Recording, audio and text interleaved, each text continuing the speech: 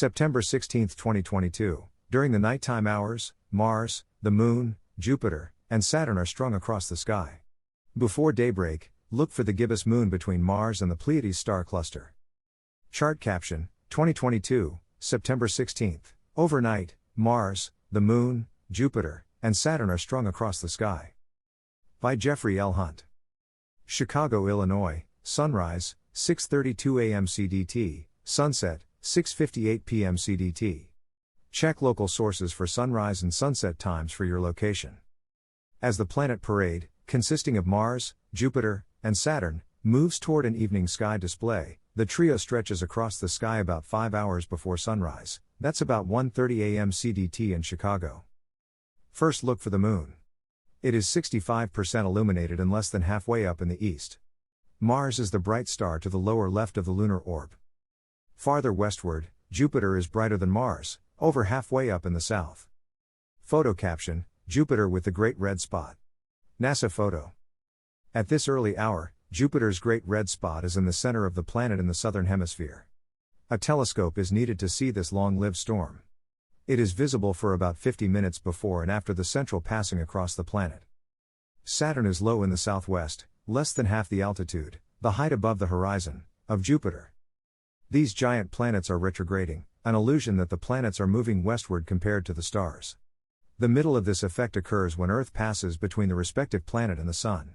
For Saturn, this occurred about a month ago. Jupiter, September 26. Venus rises much later, but is moving toward the evening sky.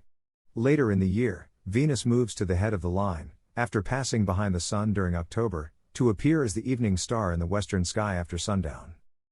Morning sky. Chart caption, 2022, September 16. The gibbous moon is between Mars and the Pleiades star cluster before sunup. By an hour before sunrise, look for the moon again high in the south. It is between Mars and the Pleiades, 7.5 degrees to the upper right of the red planet.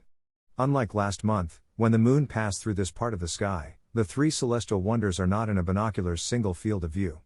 With the moon's brightness, a binocular is helpful to see the Pleiades, 7.3 degrees to the upper right of the gibbous moon. Each month as the moon moves through this region, its phase is larger than the previous month, until opposition, December 7. On that evening, the full moon covers or occults Mars for North American sky watchers. During the new year, the phase is thinner, until an evening crescent moon appears with Mars in the western sky during mid-August. At that time, Mars is sliding toward its conjunction with the Sun. At this hour, Jupiter is low in the west-southwest, still the brightest star in the sky. Venus rises 50 minutes before daybreak. 20 minutes later it is low in the east-northeast. Then Jupiter is lower in the west-southwest. The Venus to Jupiter gap is nearly 160 degrees. On October 1, Jupiter sets as Venus rises, a Venus-Jupiter opposition. After that date, Jupiter sets before Venus rises, leaving either planet with Mars during early morning hours. This occurred with Venus and Saturn nearly 3 weeks ago. Saturn sets nearly an hour before Venus peaks above the horizon.